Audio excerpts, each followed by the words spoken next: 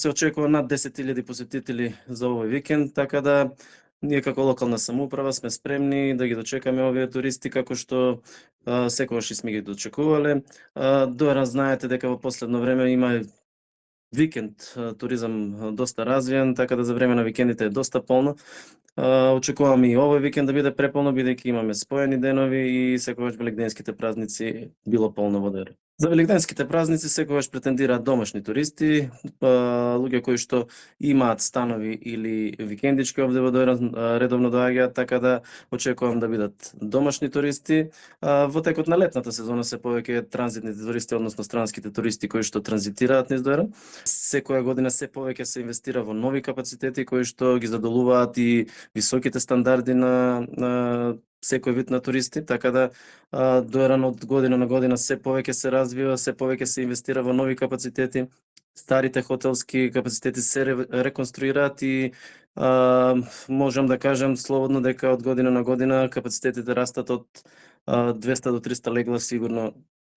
Таквиот тренд и продолжува и мислам дека и со уште позабрзано темпо се развива ова. Меѓутоа треба да се води ред, да не се претера со таа урбанизација, односно изградба која што можеби би предизвикала и несакани последици како за локалното население, како за туристите, исто и за заштита на езерото, бидејќи Доранското езеро е заштитено и треба да се грижиме и за него.